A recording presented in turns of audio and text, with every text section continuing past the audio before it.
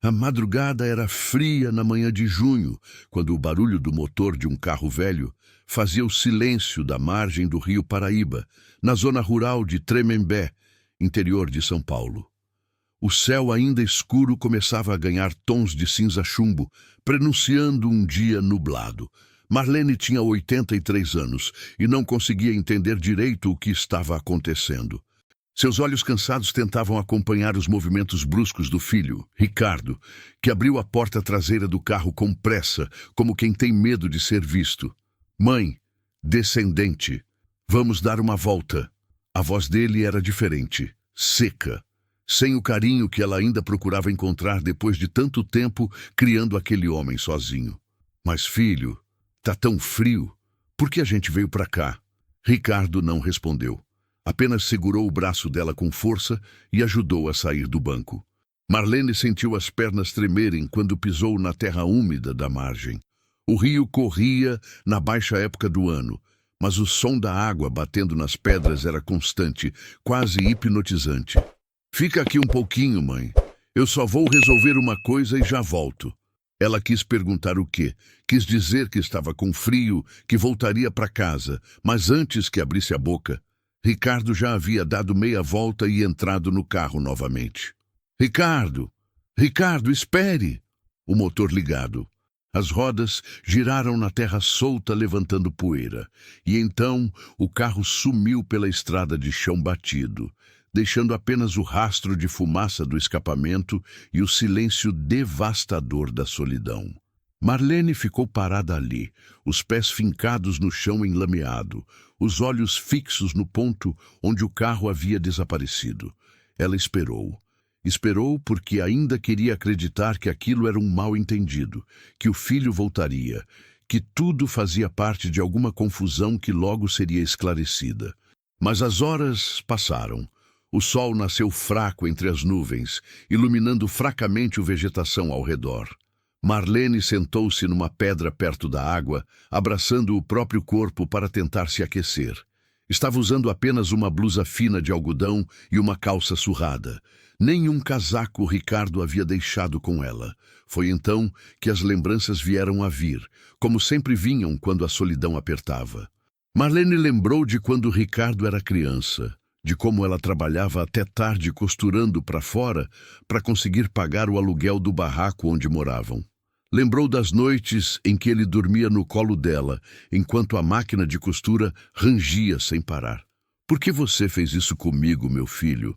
A pergunta foi dita em voz baixa, quase uma sugestão engolida pelo vento frio da manhã. Mas não havia ninguém ali para responder. O tempo foi passando. Marlene tentou caminhar pela margem, mas as pernas já não obedeciam como antes. A artrose nos joelhos doía demais e cada passo era um sacrifício. Ela voltou para a pedra e ficou ali, olhando para o rio, tentando entender o que tinha dado errado na vida dela para merecer aquilo. Era quase meio-dia quando o primeiro sinal de vida apareceu. Um homem alto, de pele queimada pelo sol, caminhava pela margem com uma vara de pescar no ombro e uma caixa de isopor na outra mão. Ele parou de repente ao ver aquela figura solitária sentada na pedra. "Ô, dona, a senhora está bem?" Marlene falou sobre os olhos. Viu um homem de uns 50 anos, com uma barba grisalha por fazer e um boné desbotado na cabeça. Havia aquele rosto marcado pelo tempo e pelo trabalho pesado. Eu estou esperando meu filho." A voz dela saiu fraca, rachada. O pescador, que se chamava Joaquim, franziu a testa e olhou em volta. Não havia carro, não havia nada além daquela senhora idosa sentada ali, tremendo de frio.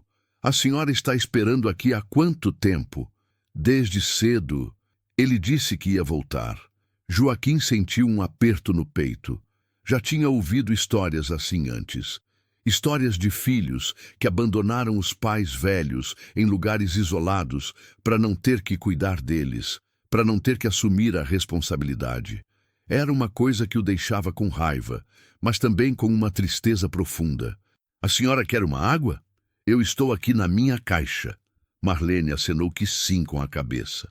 Joaquim abriu uma caixa de isopor e tirou uma garrafa de água gelada. Ela bebeu com sofrimento guidão, como se não tomasse água há dias. Obrigada, moço. O senhor é muito gentil. Joaquim mandou-se ao lado dela na pedra. Ficou ali, em silêncio, apenas observando aquela mulher frágil que ainda insistia em acreditar que o filho voltaria. Ele sabia que isso não aconteceria, mas não teve coragem de dizer. Dona, como é o nome da senhora? Marlene. Marlene da Silva. Prazer, dona Marlene. Eu sou o Joaquim. Venho pescar aqui todo dia. E a senhora mora por aqui perto? Marlene balançou a cabeça. Não, eu morava com meu filho lá na cidade. Mas ele me trouxe aqui hoje de manhã. E ele disse que eu voltaria. Disse. Mas já faz tempo. Joaquim olhou para o céu. O sol já estava alto, apesar das nuvens. Ele calculou que já era quase 1 da tarde. Se o filho dela tinha deixado a senhora ali de madrugada, já tinha passado tempo demais. Dona Marlene, a senhora está com fome? Um pouco. Joaquim girou na caixa e tirou um pão francês embrulhado num guardanapo e um pedaço de queijo. Ele sempre levava algo para comer enquanto pescava. Toma aqui. Não é grande coisa, mas ajuda. Marlene pegou o pão com as mãos trêmulas e começou a comer devagar. Cada mordida parecia dolorida, como se até mastigar fosse um esforço grande demais. Joaquim ficou ali ao lado dela, sem saber bem o que fazer. Ele precisa pescar, eu preciso levar peixe para casa para o almoço da família. Mas não consegui simplesmente deixar aquela senhora ali, sozinha, esperando por um filho que provavelmente não voltaria. Inscreva-se no canal e deixe seu like para não perder nenhuma de nossas histórias. E me conte aqui nos comentários de qual cidade você está vendo. Joaquim passou a mão pela barba, pensativo. A situação era complicada. Ele não poderia simplesmente levar Marlene embora dali sem o consentimento dela. Ao mesmo tempo sabia que deixá-la sozinha era expor a senhora a um grande risco. A margem do rio não era lugar seguro, principalmente à noite. Dona Marlene, olha, eu não quero ser grosso nem nada, mas a senhora não acha melhor eu levar a senhora para algum lugar? Tem um posto de saúde ali na cidade, uns 15 quilômetros daqui. Ou a gente pode ligar para a polícia, eles podem ajudar a senhora a achar seu filho. Marlene falou os olhos, assustada. Não, não chama a polícia não. Meu filho não fez nada de errado. Ele deve ter se adiado. Deve ter acontecido alguma coisa no caminho. Joaquim suspirou. Ele conhecia aquela negação. Era o último fio de esperança que uma mãe se agarrava para não aceitar a verdade dolorosa. Ele próprio tinha visto a mãe dele passar por algo parecido, anos atrás, quando o irmão mais novo sumiu de casa e só voltou 3 anos depois. Tá bom, dona. Então vamos fazer o seguinte. Eu vou ficar aqui pescando e a senhora fica ali na sombra daquela árvore. Se seu filho não aparecer até umas 4 da tarde, a gente vai procurar ajuda. Combinado? Marlene verdadeiramente, aliviada por não estar mais sozinha. Joaquim ajudou a se levantar e a levou até uma árvore frondosa que ficava uns metros adiante, onde havia uma sombra boa e o chão era mais seco. Enquanto Joaquim preparava a vara de pescar e jogava a linha na água, Marlene ficou ali sentada, observando. Ela não falava muito, apenas de vez em quando soltava um suspiro fundo ou olhava para a estrada de terra, na esperança de ver o carro do filho aparecer. As horas foram passando devagar. Joaquim conseguiu pescar 3 lambaris e um bagre pequeno. Não era grande coisa, mas pelo menos dava para fazer uma sopa. De tempos em tempos, ele olhou para trás para ver se Marlene estava bem. A senhora parecia cada vez mais frágil, mais curvada, como se o peso da decepção estivesse esmagando ela por dentro. Quando o relógio marcava 4:30 da tarde, Joaquim recolheu a vara de pescar e foi até onde Marlene estava. Dona Marlene, acho que está na hora da gente ir embora. Seu filho não apareceu. Vou levar a senhora até a cidade. A gente vai achar um jeito de ajudar. Marlene tentou protestar, mas a voz já não saiu. Ela apenas balançou a cabeça, resignada. No fundo, ela já sabia. Já sabia que Ricardo não ia voltar, que ele tinha feito aquilo de propósito. Mas aceitar essa verdade era como arrancar um pedaço da própria alma. Joaquim ajudou ela a se levantar e, lentamente, os dois caminharam até onde ele tinha deixado a bicicleta velha, encostada numa cerca de arame. Ele amarrou a caixa de isopor e a vara no bagageiro e fez sinal para Marlene sentar na garupa. "Segura em mim, dona. Eu vou devagar." O caminho até a cidade foi longo e cansativo. A estrada de terra estava cheia de buracos, e cada solavanco fazia Marlene gemer baixinho de dor. Joaquim pedalava com cuidado, tentando evitar os buracos maiores, mas não tinha jeito. Aquela bicicleta velha não tinha amortecedores, e o peso dos dois tornava tudo mais difícil. Quando finalmente cheguei à cidade de Tremembé, o sol já estava começando a se pôr. Joaquim levou Marlene diretamente para o posto de saúde. Era um prédio pequeno, pintado de branco e azul, com algumas cadeiras de plástico na entrada, onde algumas pessoas esperavam atendimento. A recepcionista, uma moça jovem de cabelo preso num rabo de cavalo, clamou os olhos quando viu os dois entrando. "Boa tarde. Em que posso ajudar?" "Boa tarde. Olha, eu achei essa senhora abandonada na margem do rio. Ela está precisando de ajuda." A recepcionista franziu a testa e disse-se rapidamente: "Abandonada? Como assim? O filho dela deixou ela lá de manhã e não voltou. Ela está sem comer direito, sem remédio. Precisa de atendimento." A moça chamou uma enfermeira, que logo veio e levou Marlene para uma sala no fundo. Joaquim foi recebido sem saber bem se devia ir embora ou esperar. No fim, decidi ficar. Ele sentiu que aquela história ainda não tinha acabado. Depois de uns 20 minutos, a enfermeira voltou. Era uma mulher de meia idade, com um olhar cansado, mas ainda gentil. "O senhor é parente dela?" "Não, eu só achei ela na beira do rio e trouxe para cá." "Entendido. Bom, ela está desidratada e com a pressão bem alta.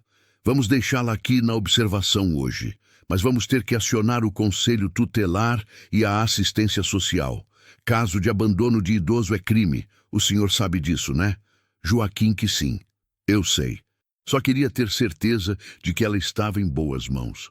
"Pode ficar tranquilo. A gente vai cuidar dela. E obrigada por trazer.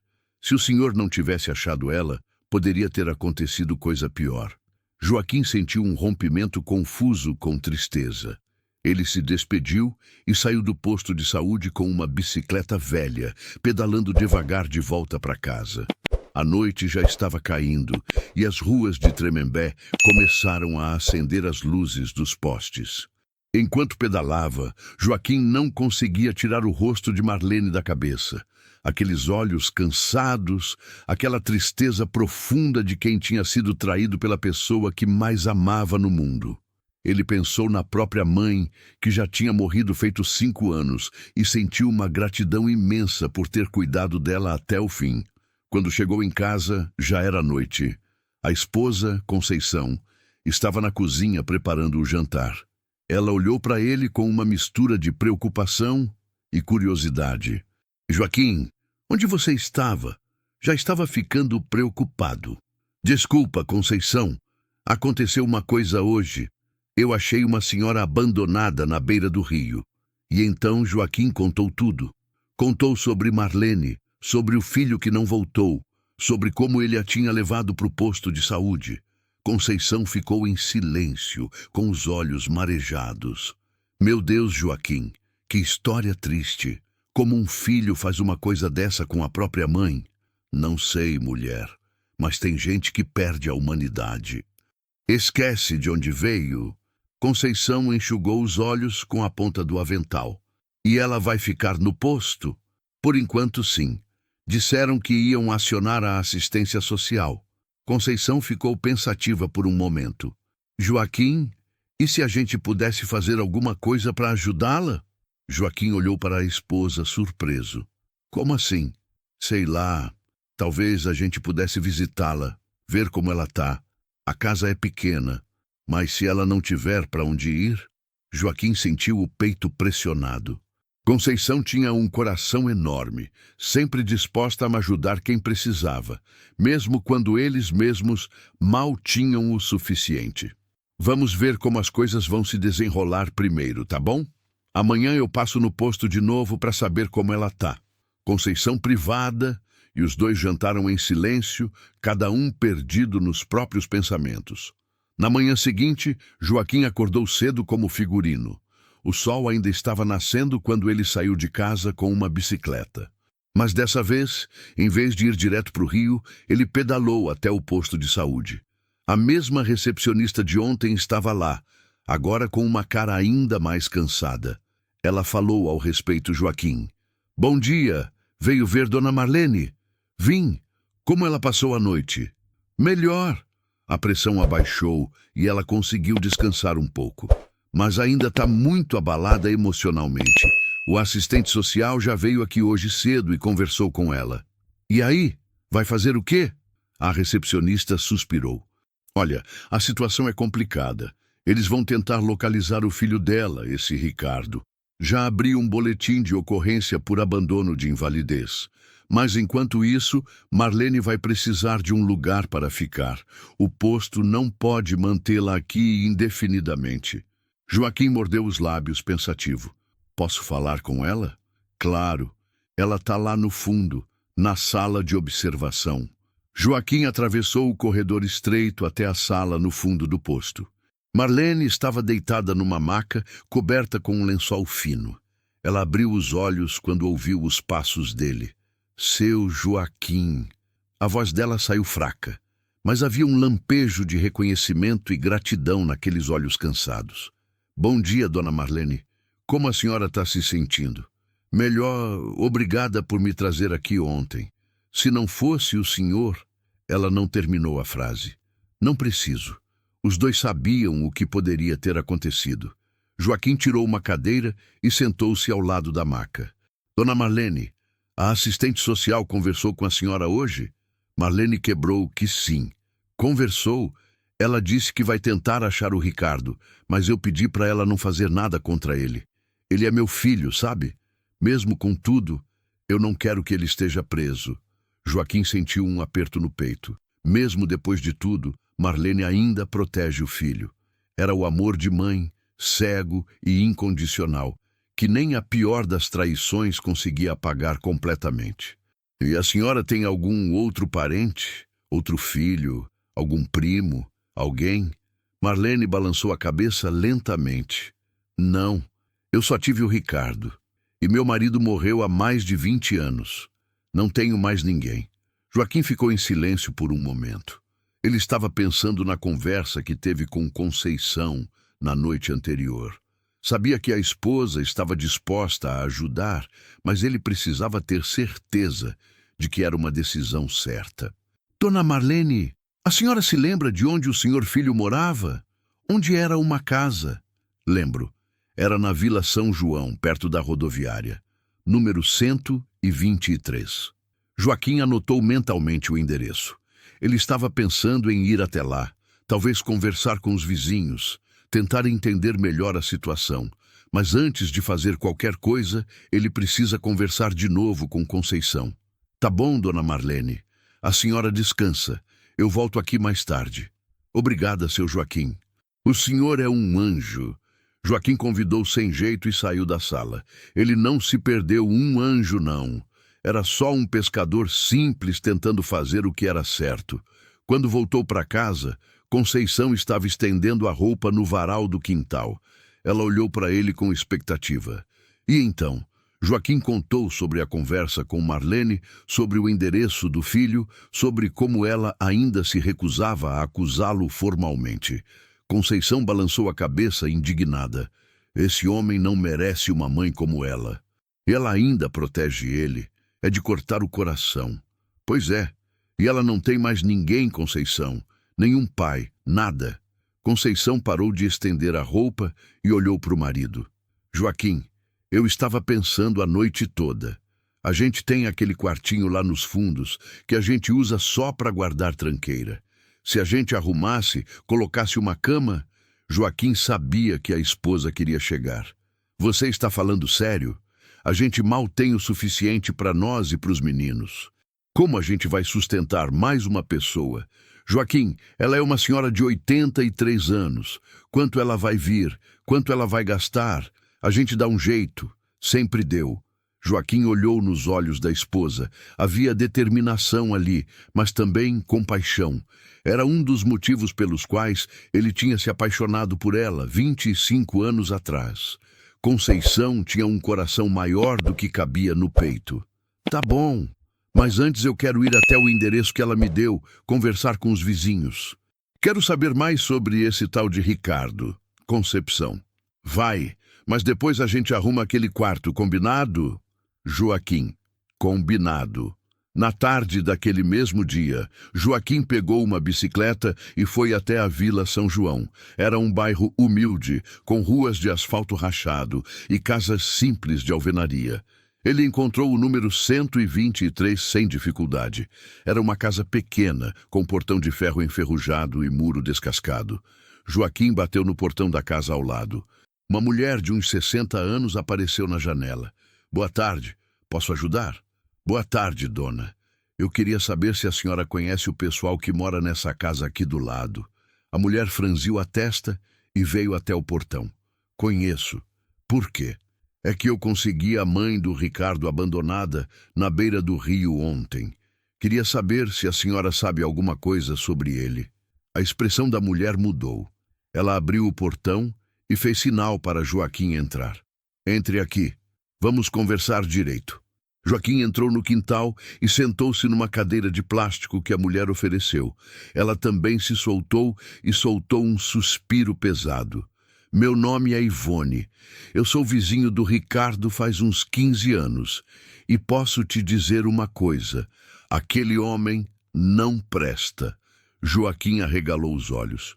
Como assim? Dona Marlene sempre foi uma santa. Trabalhava, cuidava da casa, cuidava dele. E o Ricardo, vagabundo, não arranjava emprego, vivia bebendo, trazendo mulher diferente toda semana. E ainda batia na mãe quando ela reclamava. Joaquim levantou uma raiva. E ninguém fazia nada? Ivone baixou os olhos. A gente tentou, várias vezes, chamava a polícia, conversava com ele. Mas Dona Marlene sempre defendia o filho, dizia que ele ia mudar.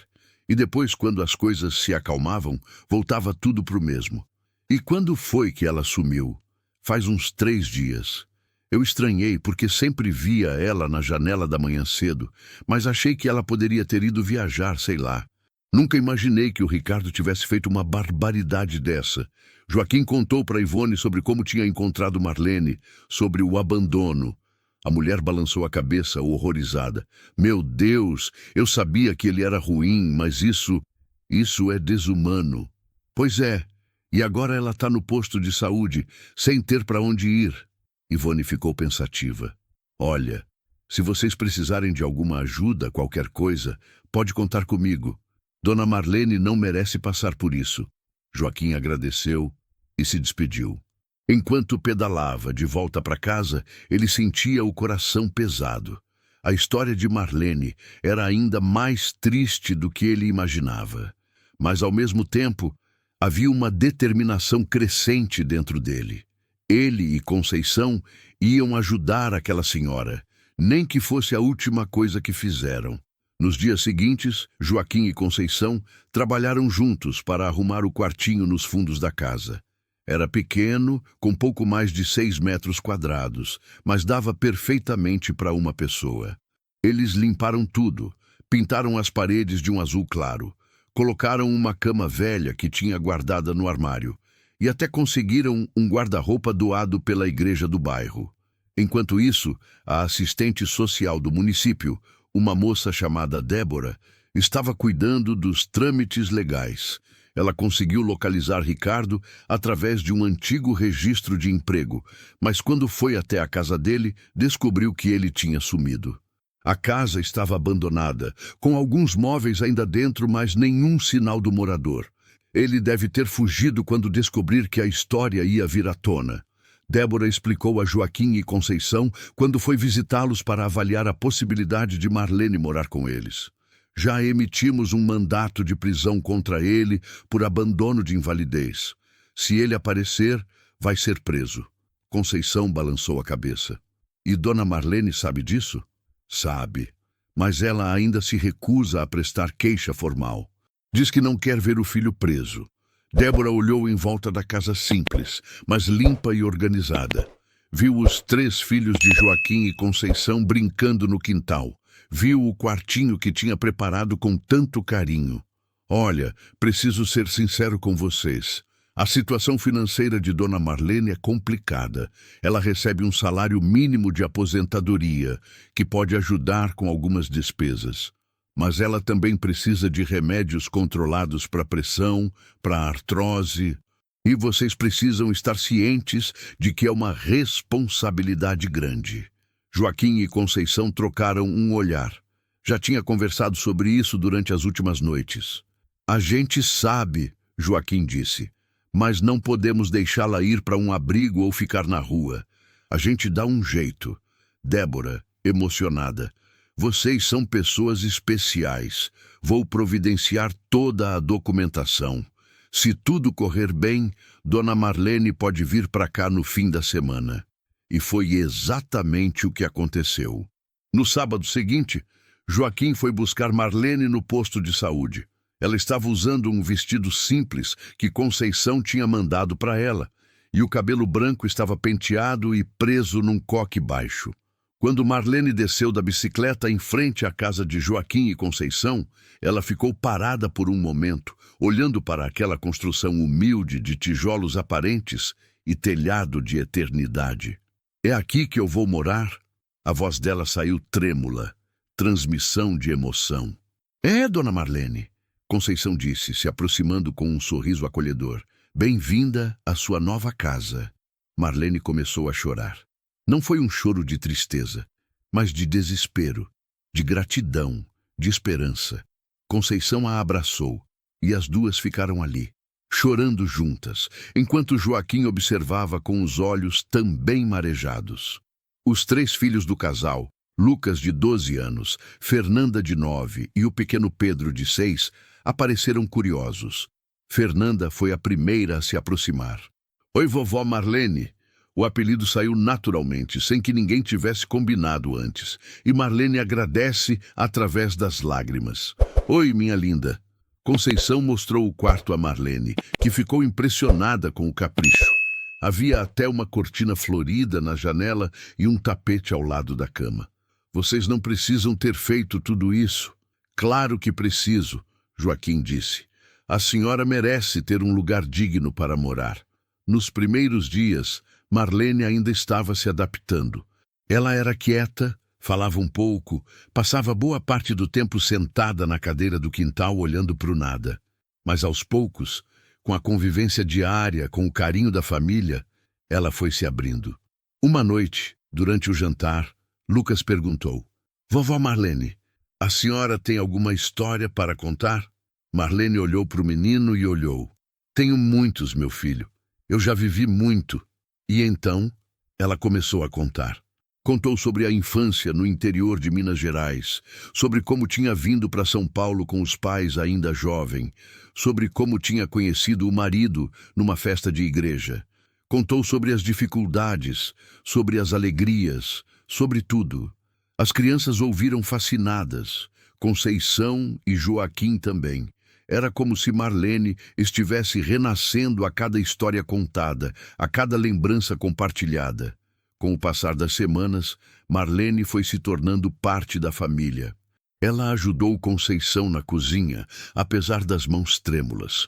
Dobrava roupa, contava histórias para os meninos antes de dormir e até começou a fazer crochê de novo, uma habilidade que tinha abandonado há anos. Joaquim, por sua vez, levou-a junto quando ia pescar nos finais da semana. Marlene sentou-se na sombra da árvore e escondeu-se ali, em silêncio, apenas observando o rio e sentindo a paz que aquele lugar trazia. Sabe, seu Joaquim, ela disse num desses dias, Eu passei a vida toda trabalhando, cuidando, me preocupando. Nunca tinha parado para só existir, sentir o vento, ouvir os passarinhos. Isso aqui é um presente, Joaquim. A senhora merece, dona Marlene. Merece cada segundo de paz. Mas nem tudo eram flores. Marlene ainda tinha pesadelos. Às vezes, acordava de madrugada gritando, revivendo o momento em que Ricardo a tinha abandonado. Conceição sempre foi até o quarto dela, acendeu a luz, segurou a mão dela e perdeu ali até ela se sorriu. Eu não consigo entender Conceição. O que eu fiz de errado? Por que ele me odiava tanto? Conceição balançou a cabeça. A senhora não fez nada de errado, dona Marlene. Algumas pessoas simplesmente nascem com o coração torto. Não é culpa sua.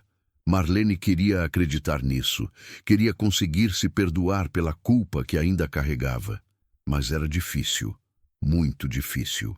3 meses depois que Marlene tinha ido morar com a família de Joaquim, uma notícia abalou a rotina tranquila que haviam construído. Débora, assistente social, apareceu na casa numa tarde de quinta-feira com uma expressão séria no rosto. Joaquim, Conceição, preciso conversar com vocês. Os dois se entreolharam preocupados. Débora sentou-se na sala e respirou fundo antes de começar. Ricardo foi encontrado. Marlene, que estava no quintal, pegou o nome do filho e veio para a sala, o rosto ficando pálido. Encontraram? Onde? Em Taubaté. Ele estava morando num corte lá. A polícia prendeu ele essa manhã. Marlene levou a mão ao peito e sentou-se pesadamente na cadeira mais próxima. Prenderam, meu filho está preso. Débora Cidela.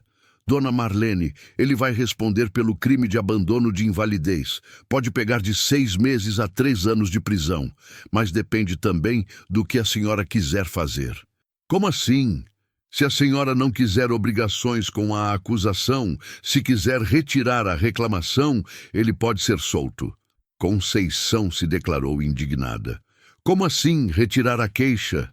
Débora, pelo amor de Deus, aquele homem abandonou a própria mãe para morrer. Ele merece cadeia. Marlene olhou para Conceição com os olhos cheios de lágrimas. Mas ele é meu filho. E daí? Isso dá direito dele fazer o que fez com a senhora? Joaquim colocou a mão no ombro da esposa, pedindo calma. Ele entendeu que aquilo era uma decisão que só Marlene poderia tomar, por mais difícil que fosse. Dona Marlene, ninguém aqui pode decidir isso pela senhora. Mas eu quero que a senhora pense bem. Pense no que ele fez. Pense no que poderia ter acontecido se eu não tivesse passado por ali naquele dia. Marlene fechou os olhos. As imagens voltaram. O frio da madrugada, a solidão da margem do rio, o desespero de ser deixado ali como se não valesse nada. Ela lembrou da sede, da fome, do medo. Eu preciso pensar. Débora, que sim. Claro, a senhora tem alguns dias para decidir, mas preciso que você saiba de uma coisa. Ricardo já deu entrevista dizendo que a senhora tem problemas mentais, que estava confusa, que ele não abandonou a senhora. Ele está tentando se defender. Marlene arregalou os olhos. Ele disse o quê? Que a senhora fugiu de casa, que ele passou dias procurando, que foi tudo um mal-entendido. A raiva começou a crescer dentro de Marlene. Uma raiva que ela nunca tinha sentido antes, nem nas piores brigas que tinha tido com o filho. Era uma raiva fria que queimava por dentro. Ele está pensando, ele me levou até lá de propósito. Ele sabia exatamente o que estava fazendo. Débora colocou a mão no ombro dela. Eu sei, dona Marlene, e é por isso que a senhora precisa decidir se quer levar isso adiante ou não. Naquela noite, Marlene mal conseguiu dormir. Ficou revirando na cama, pensando, relembrando, tentando entender. Ela tinha passado a vida inteira se sacrificando por Ricardo. Tinha trabalhado até os ossos doírem para dar comida para ele, para pagar escola, para dar roupa. E no fim, o que recebeu em troca? Abandonado, desprezo, mentiras. Na manhã seguinte, Marlene chamou Joaquim e Conceição na sala. Eu tomei minha contemporânea. Os dois se sentaram atentos. Eu vou obrigações com a acusação. Eu vou fazer meu filho responder pelo que ele fez. Conceição, alívio. A senhora fez a escolha certa, dona Marlene. Marlene balançou a cabeça. Não sei se é uma escolha certa, mas é a única que faz sentido. Se eu deixá-lo sair impune, eu estou dizendo que tudo bem, ele fez aquilo. E não é tudo bem. Joaquim ligou para Débora e informou a decisão. O assistente social ficou satisfeito e prometeu manter eles atualizados sobre o processo. 2 semanas depois, houve a primeira audiência. Marlene tinha que prestar depoimento. Ela estava nervosa, tremenda, mas Joaquim e Conceição foram com ela. Os 3 entraram no Fórum de Tremembé, um prédio antigo com corredores longos e salas apertadas. Quando Marlene entrou na sala de audiências, ela viu Ricardo pela primeira vez em meses. Ele estava sentado ao lado de um advogado, usando uma camisa social surrada e com o rosto abatido. Quando os olhos dos dois voltaram, Ricardo desviou o olhar.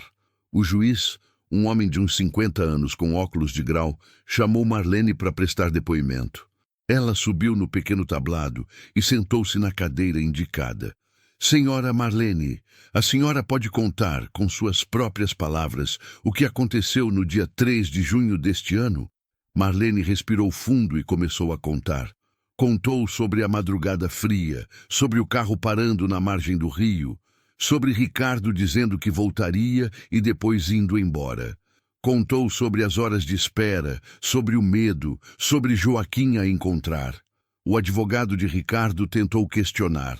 Mas a senhora não poderia estar confusa? A senhora tem 83 anos, pode ter se enganado. Marlene olhou fixamente para o advogado. Tenho 83 anos, mas minha cabeça funciona perfeitamente, doutor.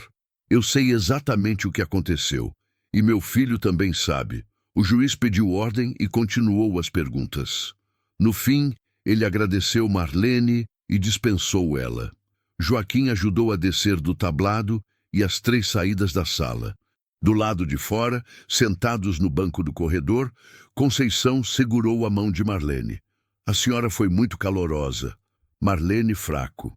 Não sei se foi coragem. Acho que foi só justiça. O processo contra Ricardo se arrastou por mais alguns meses. Nesse meio tempo, a vida de Marlene com a família de Joaquim e Conceição continuava. Ela era mais forte, mais sorridente. As crianças a adoravam. Chamavam ela de vovó Marlene com todo o carinho do mundo. Fernanda, especialmente, tinha se apegado a Marlene. A menina passando horas ouvindo as histórias da idosa, aprendendo a fazer crochê, ajudando ela a ver as plantinhas que Marlene tinha começado a cultivar no quintal. Um dia, Fernanda chegou da escola com uma redação na mão. Vovó Marlene, eu escrevi sobre a senhora. Marlene pegou o papel e começou a ler. Era uma redação simples, com a letra grande e algumas palavras erradas, mas compartilhadas de emoção. Fernanda tinha escrito sobre como uma senhora abandonada pelo filho tinha encontrado uma nova família, sobre como o amor não precisava vir do sangue, mas podia vir do coração. Marlene terminou de ler com os olhos cheios de lágrimas. Isso tá lindo, minha filha, lindo demais. Fernanda a abraçou. É verdade, vovó. A senhora é da nossa família agora. Aquela frase ecoou no coração de Marlene. Ela finalmente estava sentindo em casa. Finalmente estava se sentindo amada de verdade. Mas a paz foi interrompida quando, numa tarde de outubro, Débora apareceu de novo na casa com notícias. O julgamento foi marcado. Vai ser a semana que vem, na quinta-feira. Marlene sentiu o estômago revirar. E o que vai acontecer?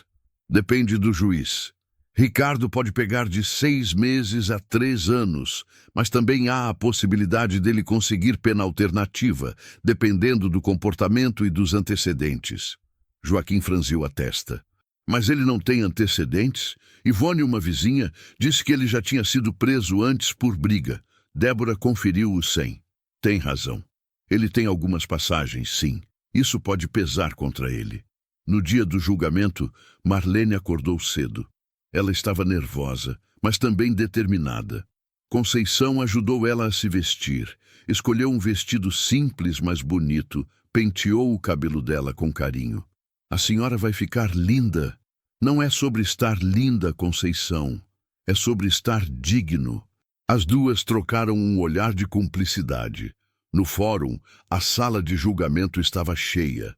Além de Marlene, Joaquim, Conceição e Débora, havia também alguns vizinhos que conheceram Marlene através da história, e até alguns jornalistas. O caso teve repercussão na cidade e região. Ricardo entrou algemado, escoltado por 2 policiais. Ele parecia mais magro, mais abatido. Não olhei para a mãe nenhuma vez. O juiz deu início à sessão. O promotor apresentou as acusações. O advogado de Ricardo, defensor, tentou dizer que houve um mal-entendido, que o réu estava passando por problemas emocionais. Mas as provas eram contundentes. Houve o depoimento de Marlene, de Joaquim, da vizinha Ivone. Havia também o laudo médico que mostrou o estado de desidratação e desnutrição que Marlene estava quando foi encontrada. Quando chegou a vez de Ricardo falar, ele se pronunciou. A voz dele saiu baixa, quase inaudível. Eu sei que eu errei. Eu sei que fiz uma coisa horrível. Mas eu estava desesperado, sem dinheiro, sem emprego. Eu não sabia o que fazer. O juiz osciou. Então a solução que o senhor encontrou foi abandonar sua mãe idosa na margem de um rio, sem comida, sem água, sem abrigo. Ricardo baixou a cabeça. Eu não tenho direito... Claramente não pensei. O senhor tem noção da gravidade do que fez? A senhora Marlene poderia ter morrido. Se não fosse pela atitude do senhor Joaquim, estaríamos aqui julgando um homicídio. O silêncio pesou na sala. Ricardo não respondeu. O juiz então se virou para Marlene. Senhora Marlene, a senhora gostaria de dizer alguma coisa antes de eu dar a sentença? Marlene se declarou, com a ajuda de Joaquim. Ela olhou para o filho e, pela primeira vez, Ricardo olhou de volta. Ricardo, eu passei a minha vida inteira te amando, te protegendo, fazendo tudo o que eu poderia para te dar uma vida melhor. E você me pagou com abandono, com desprezo. Por muito tempo eu me culpei, achando que eu tinha feito alguma coisa errada na sua criação. Mas agora eu entendo que não foi minha culpa. Você fez suas escolhas, e agora você vai ter que arcar com as consequências. A voz dela estava firme, sem raiva, mas também sem perdão. Ricardo baixou os olhos de novo, e Marlene voltou a se sentar. O juiz analisou os papéis por um momento antes de falar. Ricardo da Silva, pelo crime de abandono de invalidez, previsto no artigo 133 do Código Penal, eu o condeno a 2 anos de reclusão em regime semiaberto. Além disso, o senhor deverá pagar uma pensão mensal à sua mãe no valor de 20% do que vier a ganhar quando conseguir emprego, como forma de peças de reposição morais. Ricardo fechou os olhos. Marlene não declarou nenhuma evidência, apenas acenou que sim e se declarou para sair. Do lado de fora do fórum, Conceição abraçou Marlene. Acabou, dona Marlene. Finalmente acabei. Marlene respirou fundo, sentindo o peso saindo dos ombros. Acabou. Nos meses seguintes ao julgamento, Marlene começou a florescer de verdade. Era como se a sentença tivesse fechado um ciclo de dor e espaço aberto para uma nova vida. Ela acordava cedo todos os dias, ajudava a Conceição na cozinha, regava as plantas que tinha cultivadas no quintal e, à tarde, sentava-se na varanda para fazer crochê enquanto as crianças voltavam da escola. Fernanda, agora com 10 anos, tinha se tornado a companhia inseparável de Marlene. As duas passando horas conversando, rindo, compartilhando segredos. Fernanda contou sobre os amigos da escola, sobre as brigas bobas, sobre os sonhos que tinha. E Marlene ouvia tudo com atenção, dando conselhos quando necessário, mas principalmente ouvindo aquele ouvido carinhoso que toda criança precisa. Um dia, enquanto faziam crochê juntas, Fernanda perguntou: "Vovó Marlene, a senhora ainda pensa no seu filho?" Marlene parou de mexer na agulha por um momento.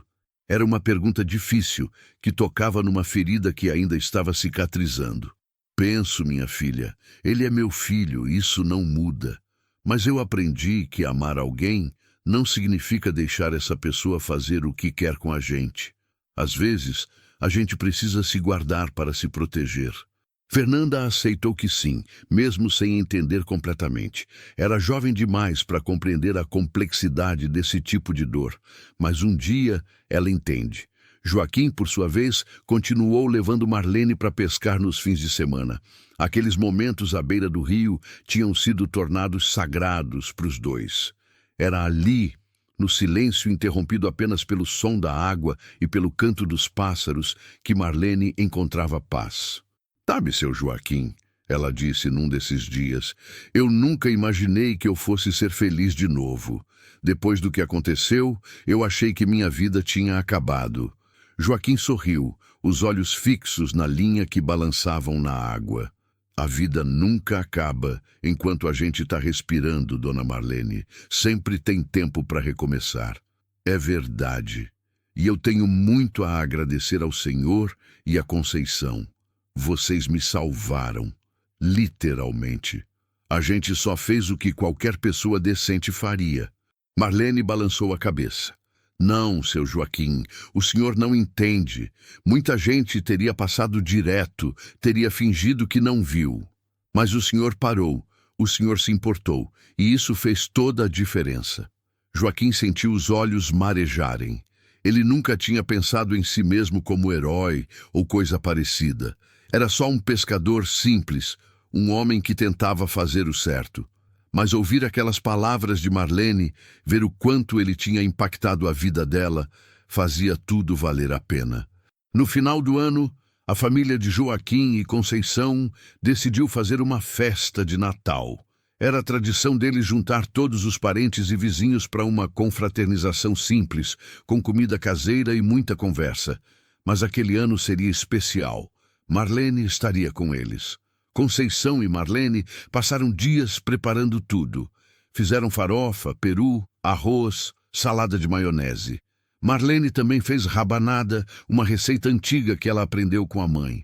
O cheiro doce tomou conta da casa, trazendo uma sensação de aconchego e felicidade. No dia da festa, a casa estava cheia. Além da família de Joaquim, vieram alguns vizinhos. Ivone, antiga vizinha de Marlene, Débora, assistente social, e até o pessoal da igreja que tinha doado a guarda-roupa do quarto dela. Marlene estava radiante. Usava um vestido azul que Conceição tinha comprado especialmente para ela, e o cabelo estava penteado num coque elegante. Ela circulava entre as pessoas, conversando, rindo, recebendo abraços e cumprimentos. Quando chegou a hora da ceia, todos se sentaram à mesa improvisada no quintal. Joaquim fez uma oração agradecendo por tudo o que tinha vivido naquele ano, pelas provas que os fortaleceram e, principalmente, pela chegada de Marlene na família. Quero fazer um agradecimento especial para Dona Marlene, Joaquim disse, a voz embargada. Ela chegou aqui como uma estranha que eu encontrei numa situação terrível. Mas hoje ela faz parte da nossa família. E a gente não consegue mais imaginar a vida sem ela. Todos aplaudiram. Marlene enxugou as lágrimas com um guardanapo de papel. Fernanda foi até ela e o abraçou forte. Eu te amo, vovó. Eu também te amo, minha linda. Amo todos vocês. A festa agitada, noite adentro. Tinha música, tinha dança, risada tinhas. Marlene dançou com Joaquim, com Lucas, com Pedro. Sentiu-se viva. Sentiu-se amada. Pela primeira vez em muitos anos, ela estava realmente feliz. Quando todos foram embora, a casa finalmente ficou em silêncio. Marlene sentou-se na varanda, olhando para o céu estrelado. Conceição veio e enviou-se ao lado dela. Cansada? Um pouco. Mas é um cansaço bom. Conceição pegou a mão dela. Dona Marlene, eu queria te falar uma coisa. Quando o Joaquim chegou em casa naquele dia e eu conto sobre ter encontrado a senhora na beira do rio, meu primeiro pensamento foi, a gente tem que ajudar. Mas eu tinha medo também. Medo de não dar conta, de não ter o suficiente, de não ser capaz. Mas sabe o que eu aprendi nesses meses? O quê? que quando a gente faz o bem, quando a gente abre o coração, as coisas sempre se resolvem. A senhora trouxe tanta alegria para essa casa, dona Marlene. Trouxe sabedoria, trouxe história, trouxe amor. Os meninos têm uma avó agora. Eu tenho uma amiga, uma companhia. E o Joaquim, ele fala todo dia como a senhora mudou a vida dele. Como encontrar a senhora naquele dia foi o melhor presente que Deus pôde ter dado. Marlene abriu a mão de Conceição, as duas chorando em silêncio. Vocês salvaram minha vida, Conceição, em todos os sentidos. Eu não sei se eu teria forças para continuar se não fossem vocês.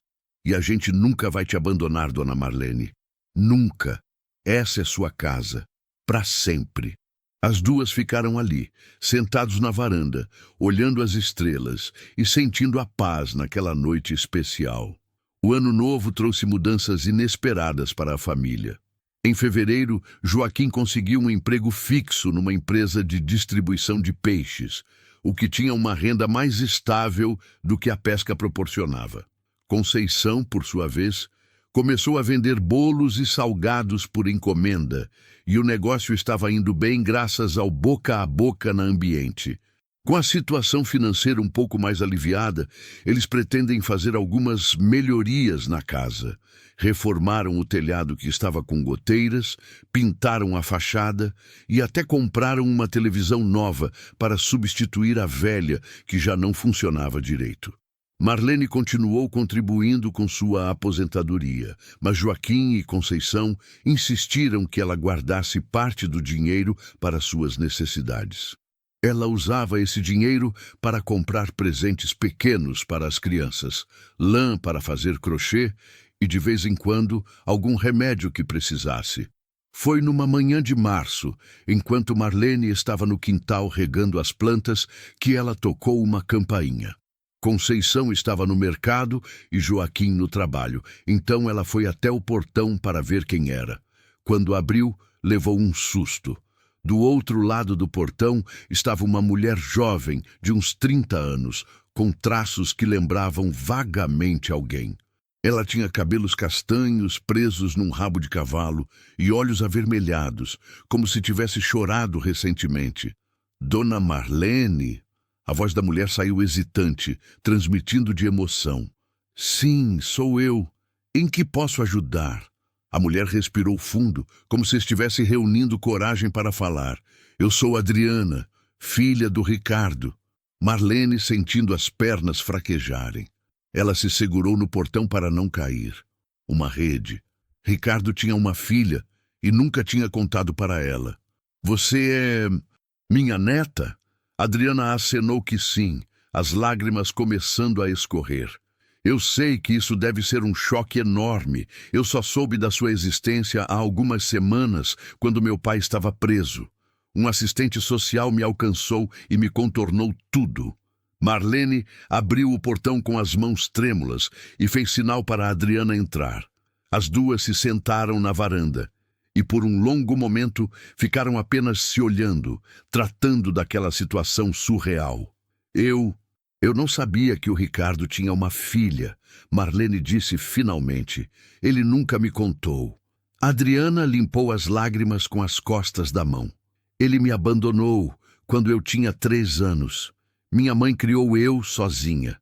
Eu cresci ouvindo que meu pai não prestava, que ele tinha sumido e nunca mais dado notícia. Mas eu nunca imaginei que ele tivesse feito uma coisa tão horrível com a própria mãe. A vergonha era visível no rosto de Adriana. Marlene viu e estendeu a mão, tocando o braço da jovem. Você não tem culpa do que seu pai fez, minha filha. Você não escolheu nascer dele. Eu sei, mas é difícil não sentir vergonha. Quando um assistente social me contou o que ele tinha feito com a senhora, fiquei chocado, fiquei com raiva. E ao mesmo tempo fiquei triste, porque percebi que eu tinha uma avó esse tempo todo e nunca soube. Marlene sentiu o coração apertado. Uma rede. Ela tinha uma rede. Depois de tudo que tinha passado, Deus ainda tinha uma surpresa guardada para ela. E por que você me encontrou, Adriana? A jovem olhou nos olhos de Marlene com sinceridade. porque eu queria conhecer a senhora. Queria saber se a senhora estava bem, se precisasse de alguma coisa. E também porque eu queria me desculpar em nome do meu pai. Eu sei que não é minha responsabilidade, mas sinto que preciso fazer isso. Marlene balançou a cabeça. Você não precisa se desculpar por ele, minha querida. Você não fez nada de errado. Mas ele fez. E eu carrego o sobrenome dele. Carrego o sangue dele. E também carrega meu sangue. Marlene disse com firmeza. Você é minha neta, Adriana. Isso é o que importa.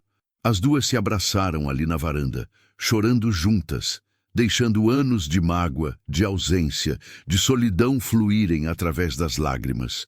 Quando Conceição chegou ao mercado e viu as duas, ficou confuso.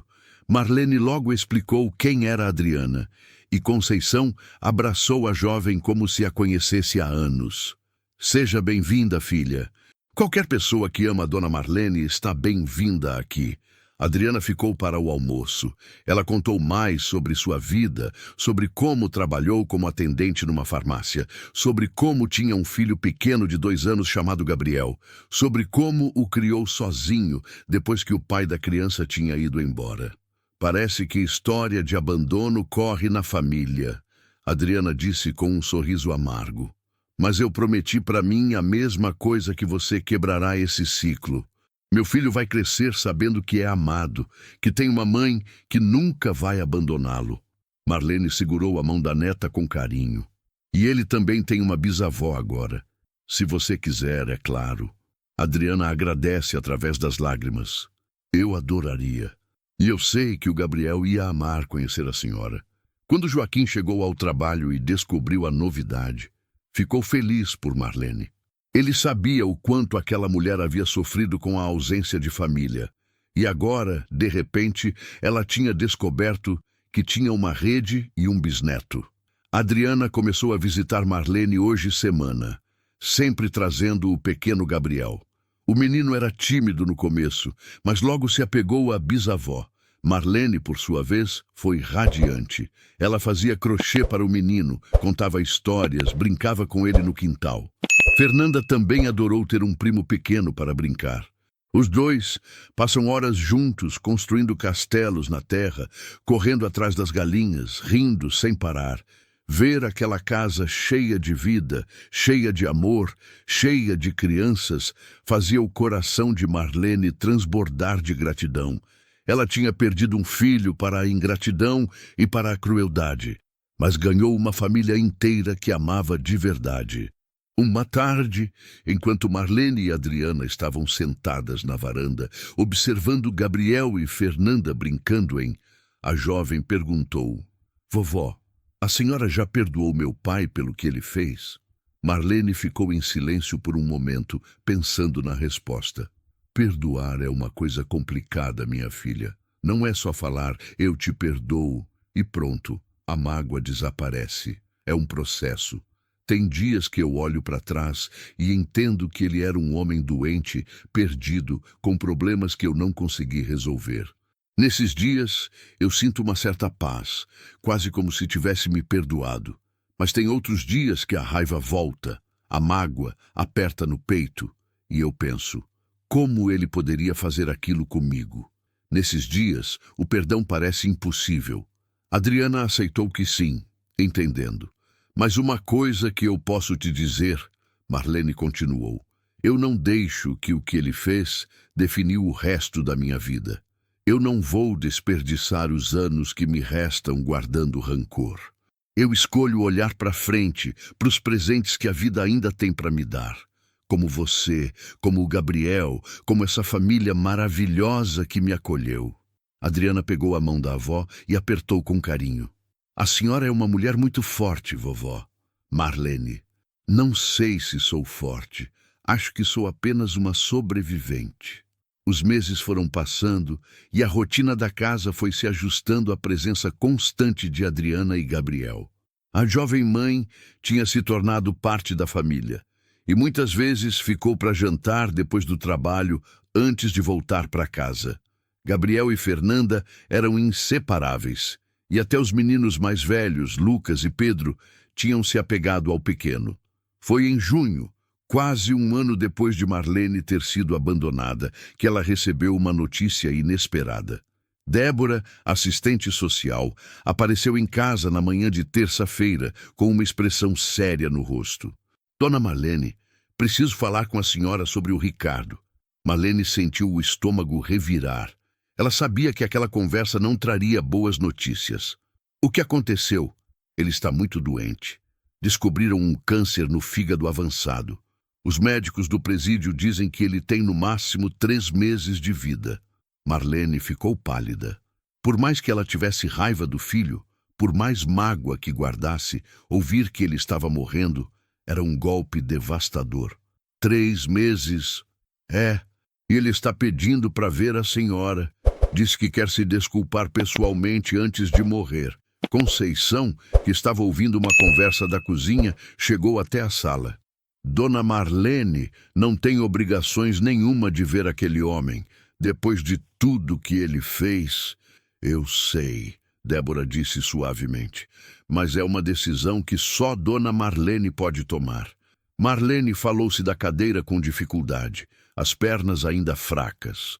Ela caminhou até a janela e ficou olhando para o quintal, para os vasos de plantas que ela cultivava com tanto carinho, para as galinhas ciscando na terra.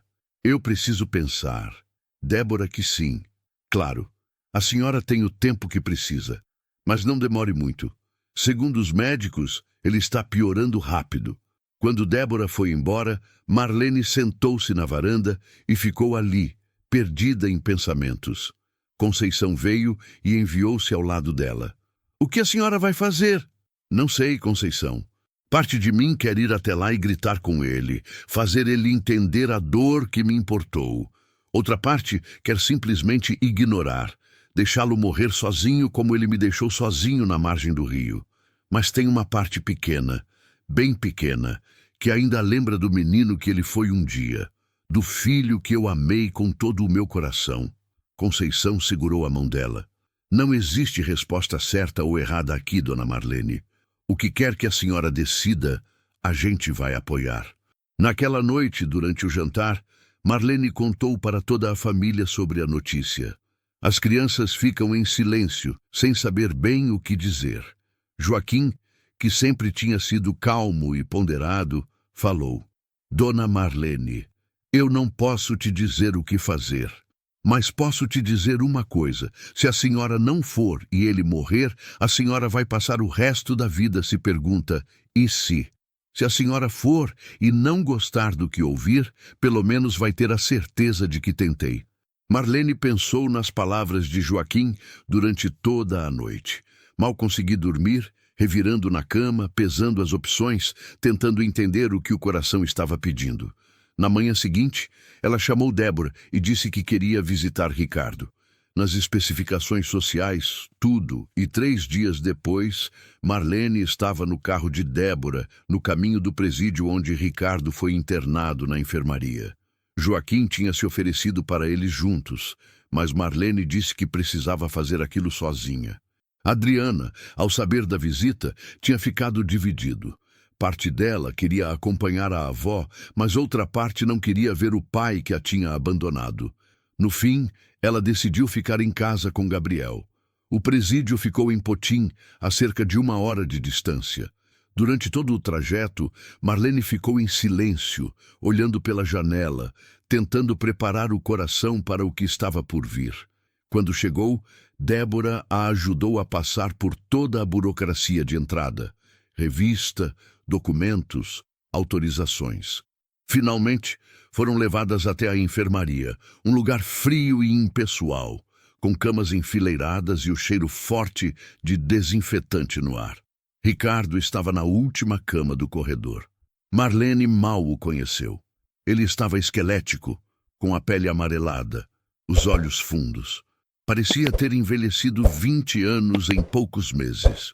Quando ele viu a mãe se aproximando, seus olhos se encheram de lágrimas.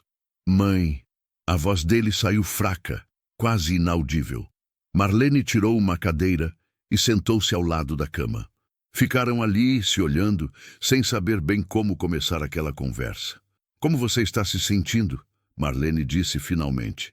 Com muita dor. Eles me dão remédio, mas não adianta muito. O médico disse que não tem mais o que fazer. Marlene aceitou que sim, sem saber o que dizer. Mãe, eu sei que não tenho direito de pedir nada para a senhora. Sei que o que eu fiz foi imperdoável.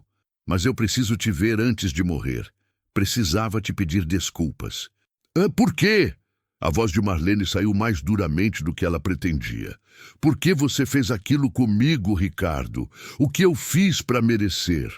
Ricardo fechou os olhos, as lágrimas escorrendo pelas faces encovadas. A senhora não fez nada. Nada. Eu sempre fui um fracasso, sempre fui fraco, covarde. Eu precisava, mãe. Dívidas com gente perigosa. Eles estavam me ameaçando, dizendo que eu iria me matar. E eu entrei em pânico. Pensei que se eu sumisse, se eu recomeçasse em outro lugar. E eu abandonar resolveria isso? Me deixar para morrer numa beira do rio resolvendo suas dívidas? Não, não resolvia nada. Eu sei disso agora. Eu só estava desesperado, com medo, e fiz a pior coisa que poderia ter feito. Traí a única pessoa que sempre esteve do meu lado, a única que nunca desistiu de mim. Marlene se sente enquanto as lágrimas começam a cair. Não eram lágrimas de piedade, mas de dor, de luto por tudo que poderia ter sido diferente. Você me destruiu, Ricardo. Você me tirou tudo que eu tinha. Minha casa, minha dignidade, minha vontade de viver. Se não fosse pelo Joaquim, eu teria morrido ali naquela margem. E você ia ter que carregar isso para o resto da vida. Eu sei, mãe, e eu carrego. Todos os dias. A culpa não me deixa dormir, não me deixa ter paz, mesmo com tanta dor física. A pior dor é que eu sinto aqui dentro. Ele levou a mão trêmula ao peito. Sabendo que fui capaz de fazer aquilo com a senhora. Marlene ficou em silêncio por um longo momento. Olhou para aquele homem moribundo e tentou encontrar algum vestígio do menino que ela tinha embalado no colo, do filho que ela tinha amado incondicionalmente. Mas não consegui. Aquele homem era um estranho. Ricardo, eu não sei se consigo te perdoar. Não sei se algum dia vou conseguir. Mas eu vim aqui porque você é meu filho e porque eu não queria que você morresse achando que eu te odeio. Eu não te odeio. Eu só estou muito, muito triste pelo que a gente se tornou. Ricardo soluçou, o corpo fraco, sacudindo com o choro. Eu sinto muito, mãe. Sinto muito por tudo. Por ter sido um filho ruim, por ter desperdiçado todas as chances que a senhora me deu, por ter te machucado da pior forma possível. Marlene estendeu a mão e tocou o braço dele. Era um toque leve, hesitante, mas era um toque. Você tem uma filha, sabia? Adriana. Ela me encontrou há alguns meses. Ricardo arregalou os olhos, surpreso. Adriana? Ela te acompanha? Procurou. Ela tem um filho, você tem um neto, um menino lindo de 2 anos chamado Gabriel. Ricardo cobriu o rosto com as mãos, chorando ainda mais. Eu abandonei ela também. Abandonei ela quando ela era pequena. Meu Deus, eu estraguei tudo. Você estragou sim, mas não é tarde demais para pelo menos tentar quebrar um pedacinho. Adriana ficou sabendo que você está doente. Talvez ela queira que você veja, ou talvez não, mas pelo menos ela sabe que você existe. Ricardo acenou que sim, incapaz de falar. Marlene ficou mais alguns minutos ali, sentada ao lado da cama. Não falaram muito mais. Não havia muito mais a dizer. Quando ela se pronunciou para ir embora, Ricardo segurou a mão dela com força. Mãe, obrigado por ter vindo. Obrigado por não ter me deixado morrer sem te ver uma última vez. Marlene apenas acenou e saiu da enfermaria com passos lentos, Débora ao seu lado. Quando chegou no carro, ela finalmente desabou, chorando copiosamente, liberando toda a dor, toda a mágoa, toda a tristeza que tinha guardado durante meses. Débora apenas ficou ao lado dela, em silêncio, oferecendo o conforto da presença. Quando Marlene chegou em casa, uma família inteira estava esperando. Conceição. Um abraço forte.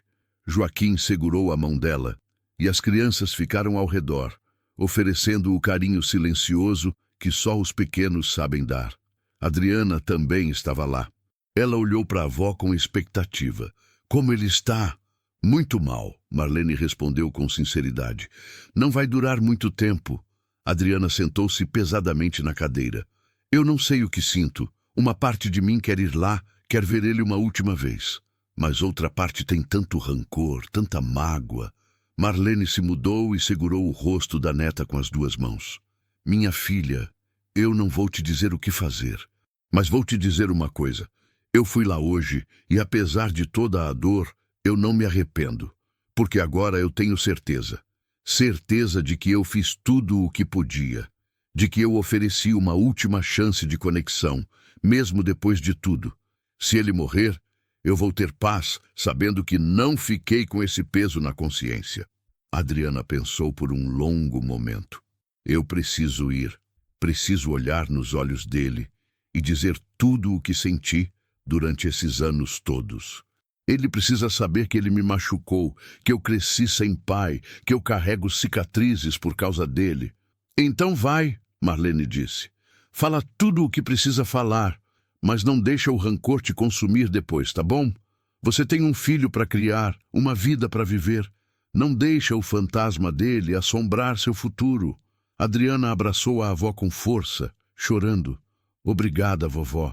Obrigada por ser tão forte, por me mostrar que é possível seguir em frente mesmo depois de tanto sofrimento. 3 dias depois, Adriana foi visitar Ricardo. Débora especificações tudo novamente, e dessa vez, Marlene se ofereceu para ir junto, mas Adriana preferiu ir sozinha. O encontro entre pai e filha foi doloroso. Adriana não poupou palavras. Ela disse tudo o que tinha guardado durante anos, toda a raiva, toda a mágoa de ter crescido sem um pai.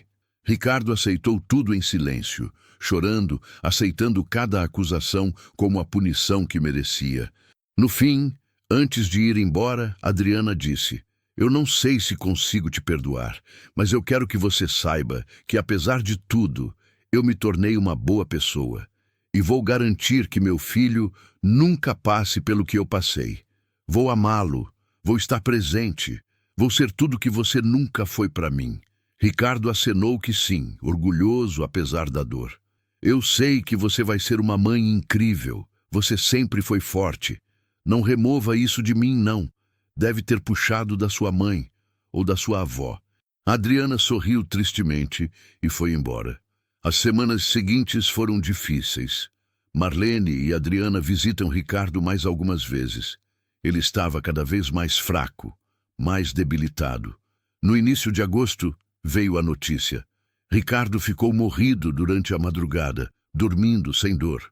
Quando Débora ligou informando, Marlene recebeu uma notícia com uma calma surpreendente.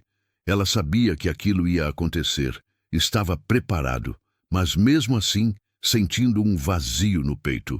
Era o fim de um ciclo, o encerramento definitivo de uma história que tinha sido marcada por dor e abandono.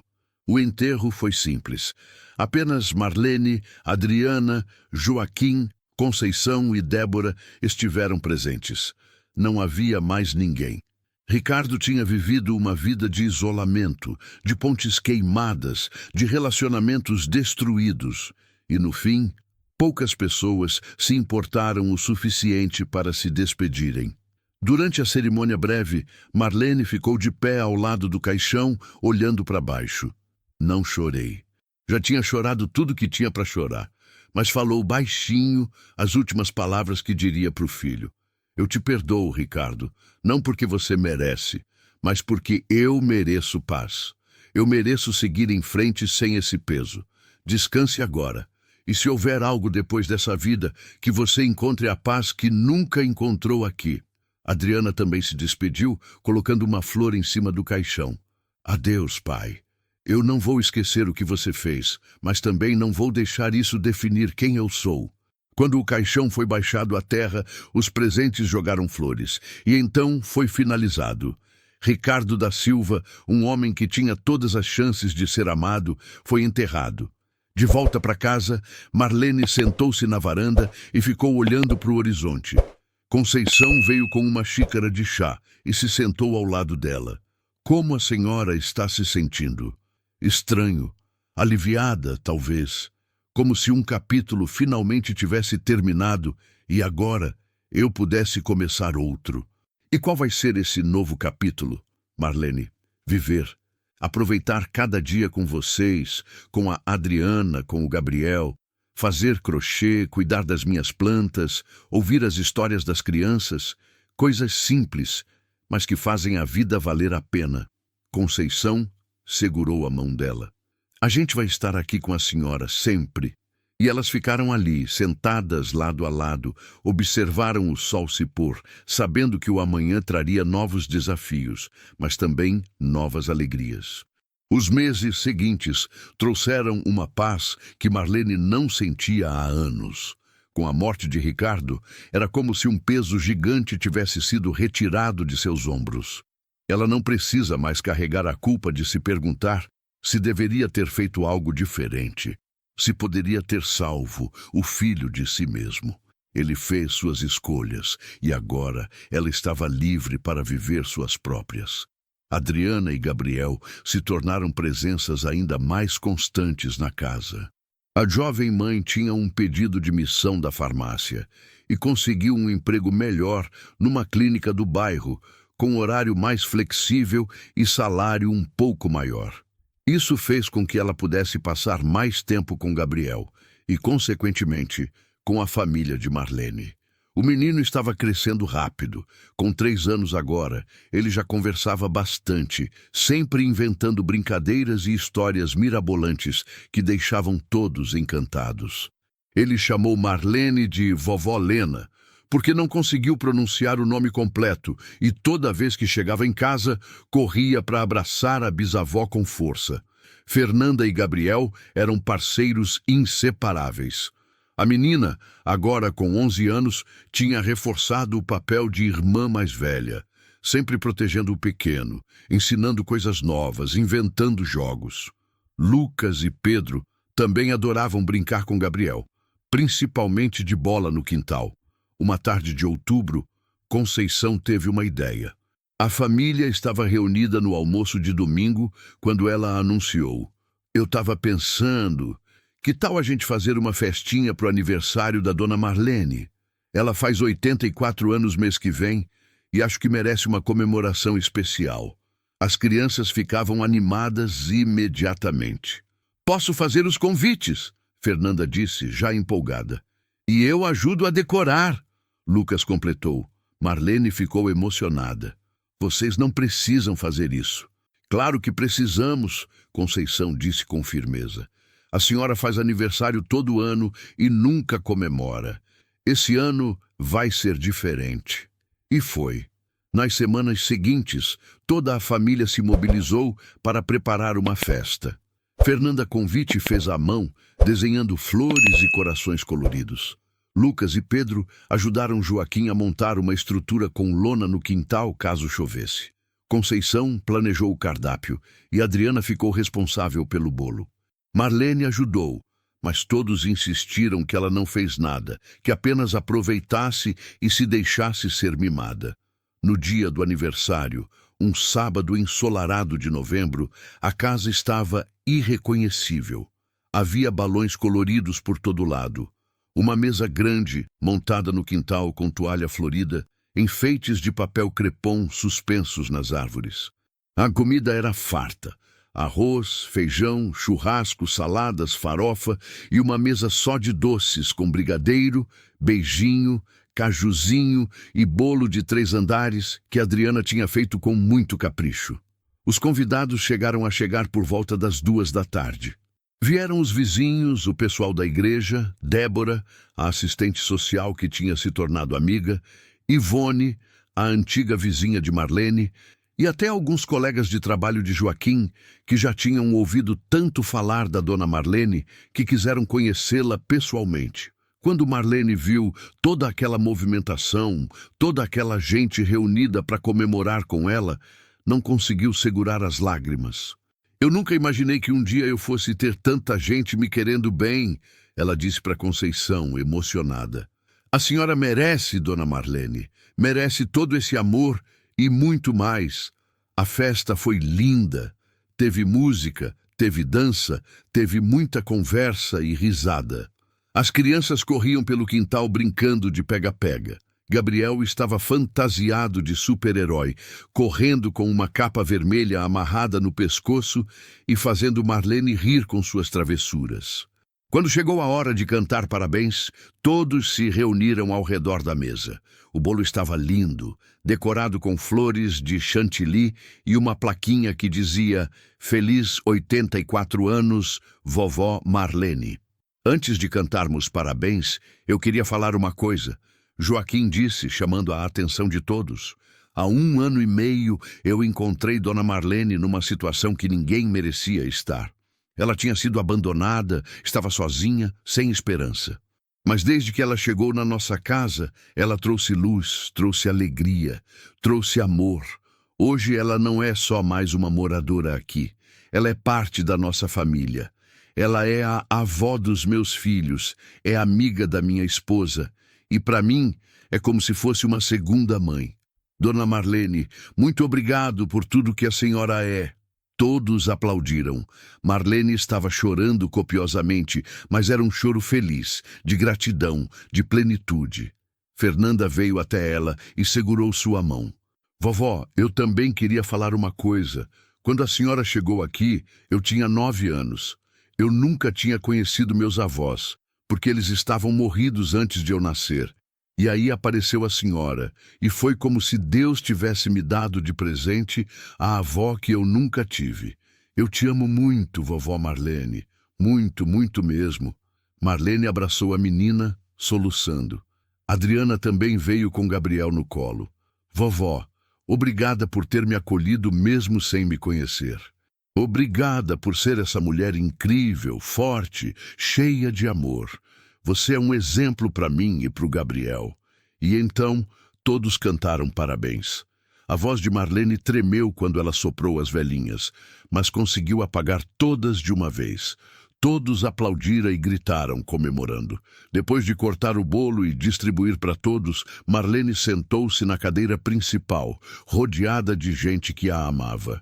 Ela olhou ao redor, viu as crianças brincando, viu Joaquim e Conceição conversando animadamente com os vizinhos, viu Adriana rindo com uma amiga, viu toda aquela vida pulsando ao seu redor. E pela primeira vez em muito, muito tempo, Marlene sentiu que estava exatamente onde deveria estar. Não havia mais mágoa, não havia mais rancor, apenas gratidão. Gratidão por ter sobrevivido, por ter encontrado pessoas boas, por ter recebido uma segunda chance de ser feliz. Obrigada, Deus, ela murmurou baixinho. Obrigada por não ter desistido de mim. 2 anos se passaram desde aquele aniversário paralelo. Marlene agora tinha 86 anos, e embora fosse mais lenta, mais frágil, continuava ativa e presente na vida da família. Gabriel estava com 5 anos e prestes a entrar na escola. Fernanda, com 13, estava na pré-adolescência, cheia de sonhos e planos para o futuro. Lucas tinha 15 e já ajudava o pai no trabalho nas férias. E Pedro, com 8 anos, continuava sendo o palhaço da casa, sempre fazendo todos riem com suas piadas. A casa de Joaquim e Conceição tinha passado por mais reformas. Com o negócio de bolos e salgados de Conceição crescendo cada vez mais, eles conseguiram ampliar a cozinha e até construir um quartinho extra que agora serve de escritório para ela gerenciar os pedidos. Joaquim continuou no emprego de distribuição de peixes, mas agora tinha sido promovido a supervisor, o que proporcionou um salário melhor e mais estabilidade para a família. Adriana também estava bem. Tinha conseguido terminar um curso técnico de enfermagem e agora trabalhava no hospital da cidade com um salário que permitia dar uma vida digna para o filho.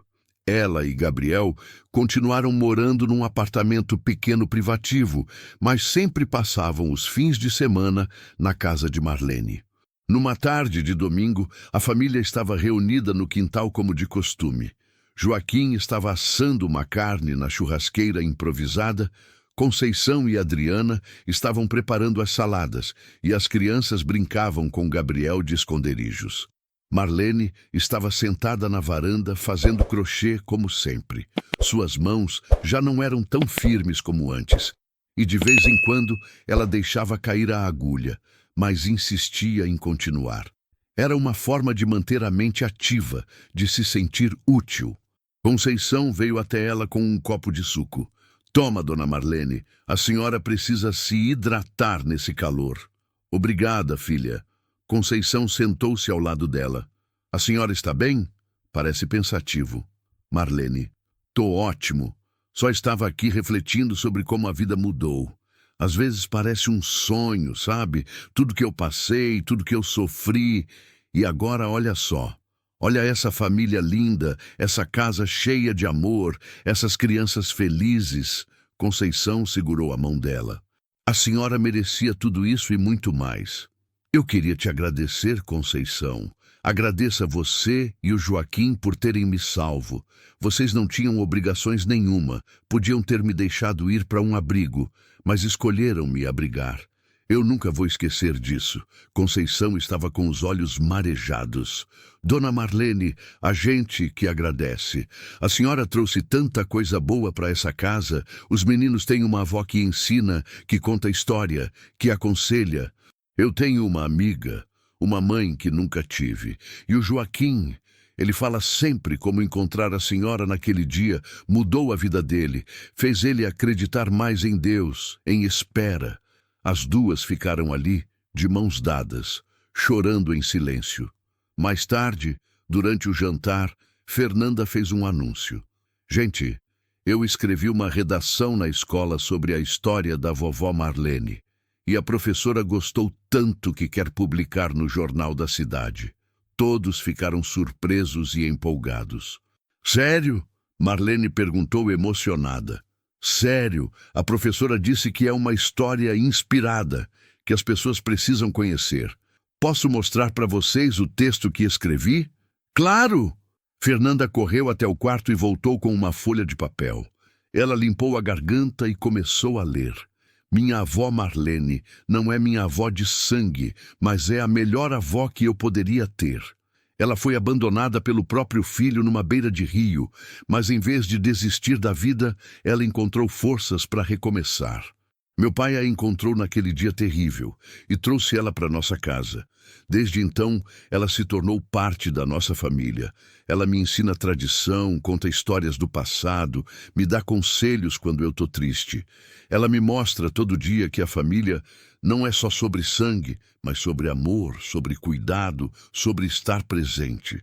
A história da vovó Marlene me ensinou que a gente sempre pode recomeçar, que nunca é tarde para encontrar a felicidade e que as melhores famílias são aquelas que a gente escolhe com o coração. Quando Fernanda terminou de ler, não havia um olho seco na mesa. Marlene estava soluçando, Conceição enxugava as lágrimas com o avental, Joaquim tinha virado o rosto para disfarçar a emoção. Isso tá lindo, minha filha, Marlene conseguiu dizer. Lindo demais. Fernanda abraçou a avó com força. É tudo verdade, vovó. Adriana também quis falar. Eu também queria dizer uma coisa. A vovó Marlene me ensinou que a gente não precisa enviar o peso dos erros dos nossos pais, que a gente pode escolher ser diferente, ser melhor. Quando olho para Gabriel, penso em como eu quero que ele cresça sabendo que é amado, que tem uma família, que nunca será abandonado. E tudo isso eu aprendi com a vovó. Gabriel, que estava sentado no colo da mãe, olhou para Marlene e disse com a vozinha infantil: Eu amo você, vovó Lena. Marlene estendeu os braços e Gabriel correu para abraçá-la. Ela o abre contra o peito, sentindo o coração transbordar de amor. Naquela noite, depois que todos tinham ido embora, a casa tinha apresentação ao silêncio, Marlene saiu para a varanda. O céu estava estrelado, limpo, lindo.